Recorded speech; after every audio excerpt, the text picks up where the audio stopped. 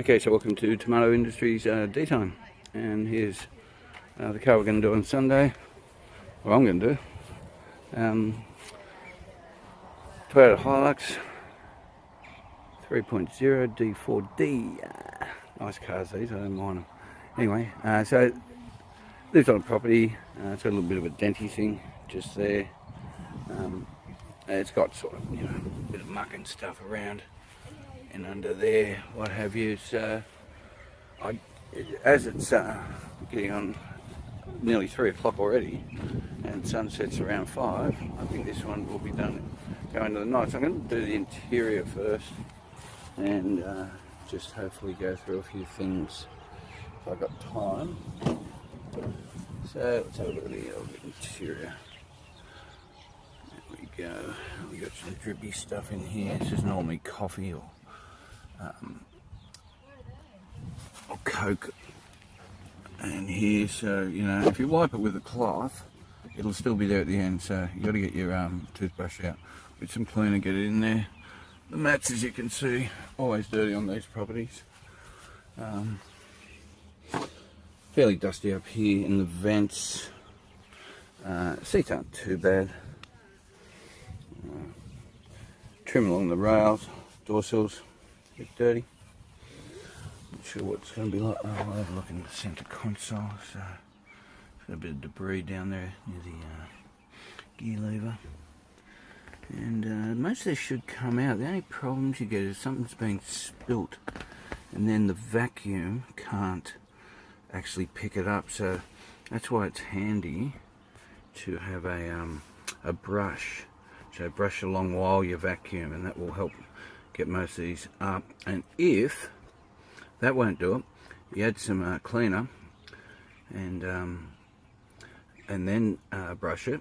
And the cleaner, most cleaners got some sort of water, but what we're talking is a fluid. Fluid's a great medium, so when you're using the vacuum, the suction can grab purchase of said particles in the fluid and drag it up very quickly. It's a good method I use. I just do it on my regular vacuum. I don't drag out any wet and dries unless there's going to be a lot of fluid moving, and here there's not going to be a lot, so that will just be done with the regular vacuum. Once again, we'll always pull these seats back, have a look underneath here, and yeah, we've got some bit of grit and stuff around there. And we're going to the back end. It's not so bad. This is a friend of mine. He always rings me up telling me, quick, it's just disgusting and what have you. And I've seen, if this is disgusting, I've seen a lot more high levels of disgusting, but sometime his roof liner will need to be done. There is quite a few dirty marks up there. And let's underneath here, we've got the regulation debris. Best way to do this is with either a leaf blower, just blow it all out from there, or an air compressor if you've got one of them. I don't have my air compressor, so I will give it the initial blow with the leaf blower, hopefully from the front. I'll get it partially in there.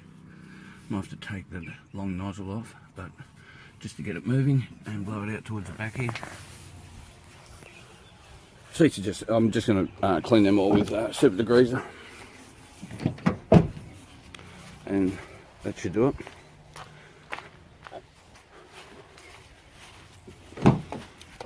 So hopefully, okay, so we just got some staining on the carpet. So with this stuff, once it dries, you can hit it with a nylon brush just to break all that off.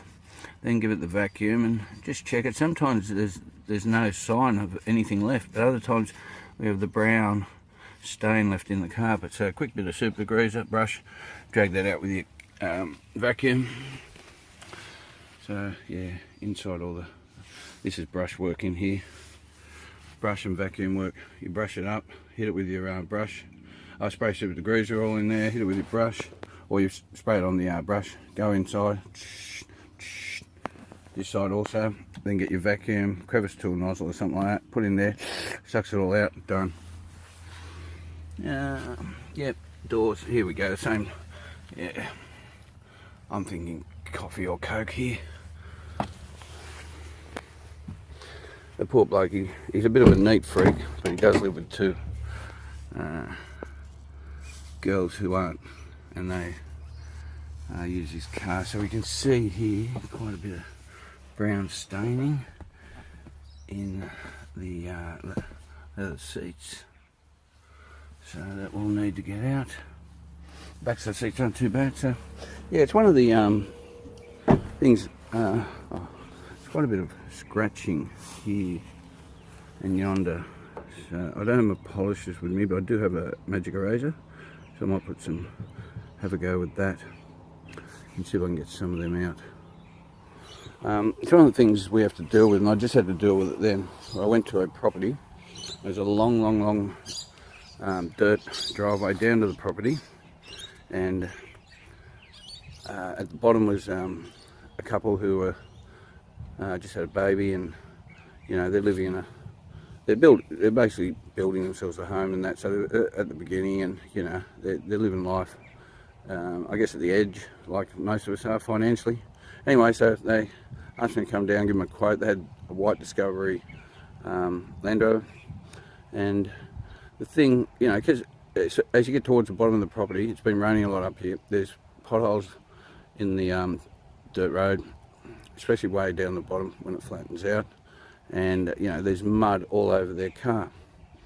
And this is where the issues start to mount up, because there's no, you know, they want it done at a certain price, okay, and they're not willing to sort of go too much over. But from my experience, when you clean cars like that, basically this thing just had mud stuck all on it from around here down. It doesn't have any paint protection. The tyres and wheel wells are just brown, much browner than these. They've got two kids. The interior of their car hasn't really been cleaned properly for a couple of years. It is very stained. And yes, I understand and sympathise that they live on a property like that. However, as a detailer, it's going to take a certain amount of time to get that thing clean. And when I give them the quote, they sort of say, oh, we're not used to usually paying that much. So I don't know where they go or who they've got to do it. They did tell me they tried to do it themselves once. But yeah, so yeah, so that's the issue. I sympathise in a way, but it's not my decision to live down there, and there's no way I'm taking you know, a big chunk of the quote off just so, because they can't, you know, their car's going to get dirty again. So it's an issue. It's not just here. There's a lot of properties up here, similar things. It's a thing I have to go through quite a bit. Some people, to the majority, they won't go for the high-end coatings and everything like that and full details and what have you. A couple have, but I understand completely. And as I say to them, I'm just here to quote it, and you are free to choose, you know, any other detail or the local car wash or whatever you want to do. It doesn't bother me. You know, I've got plenty of work. So yeah, they said they'd get back to me, which, as we all know, can mean anything. But yeah, that's the you know, part of detailing, I guess, customer relations. That it can get sticky. We'll just say it gets a bit sticky sometimes. Anyway, so all right, I'll get stuck in this and get back to you. Okay, so I just thought I'd do a little quick review on the Dr. Leather Advanced Wipe. So this is about the dirtiest part of the seat I can find. So you can see there that it's got some ground in dirt, sort of red dirt that's prevalent around here. It stains a fair bit. Easily gotten, well, not easily, but you know, you can get out with cleaners, super degreasers, and so forth. So I thought I'd give this a quick test. Unfortunately, my little headlight torch is running very low on batteries, so I haven't got a great light source at the moment, but hope you can see. So I'll just go over this section. It's pretty brown there. Alright, so you can see. And now I'm going to get the advanced leather wipeage. and give it a good advanced leather wipe. See what sort of result we'll get just in this one little spot. You can see how it suds up nice. And we'll give her a wipe. So it's debatable. This is just a, Toyota Hilux. How high class this leather is. What other products it's got mixed in with it, vinyl, rubber, who knows. But anyway, that's just a quick wipe. And you can see I think it's basically got all of that brown dirt out. So if you're ever wondering if these things work, I'll keep doing more tests on dirtier and dirtier interiors, but it's done a good job here, and that's why I'm happy with them, and I'll keep using them. All right.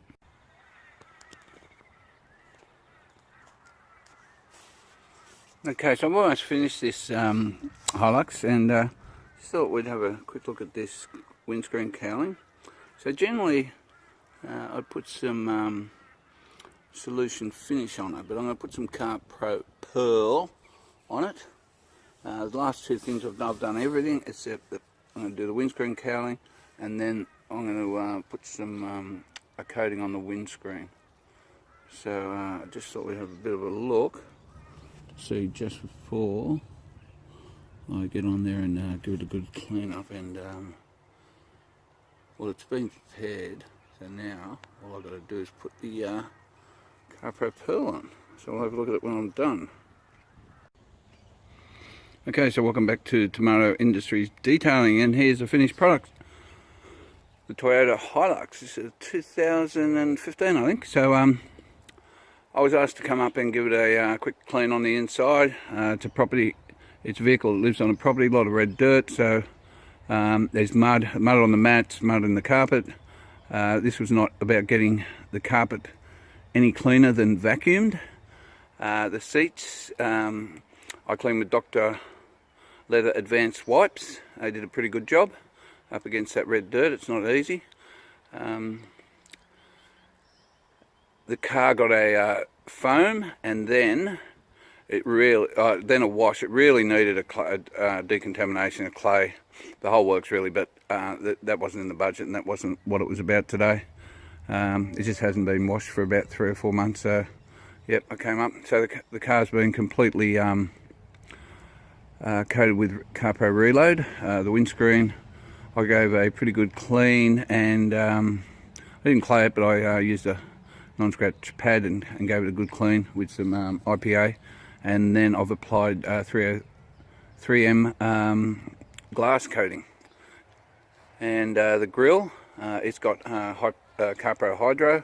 The wheels, after getting it clean with Megs wheel brightener, has got Car Pro Hydro on it also.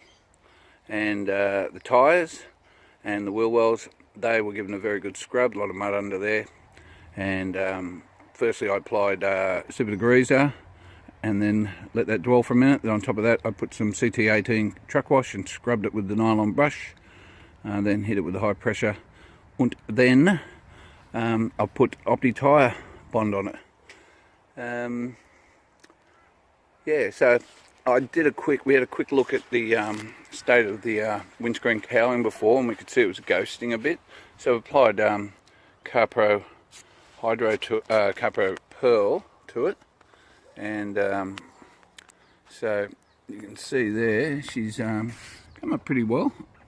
Normally I'd use solution finish, so that didn't bring it with me today.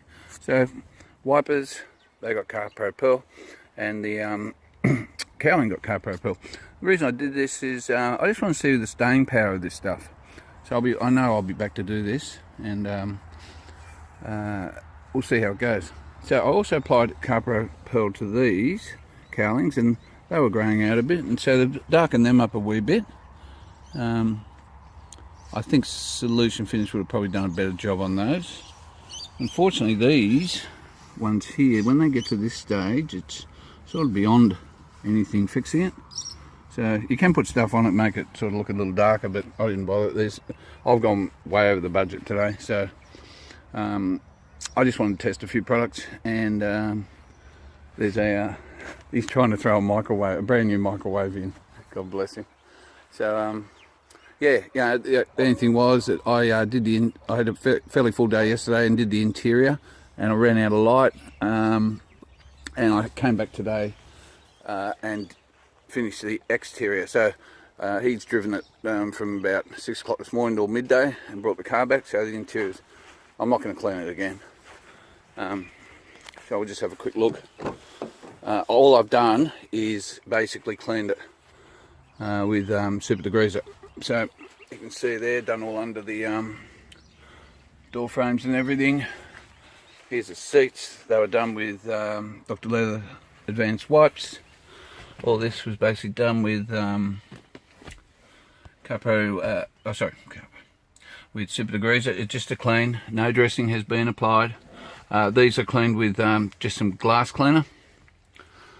All the vents have been cleaned out, and there's the mat. It was taken out and scrubbed with super degreaser and high pressure clean, just dried in the sun. It's an absolutely magnificent day finally up here. Here's this side, same treatment. Underneath again. We'll have a look at the seats from the other side. There's the wheel, it's got the hydro, and I've just rolled the car backwards and forwards to get the rust off the disc after using Maguire's super degreaser. So reload also on those, on the bar up there, and what was it on here? Carpo Pearl on the black trim at the back. This is coming up to being needing a polish really, but I cleaned it with a glass cleaner.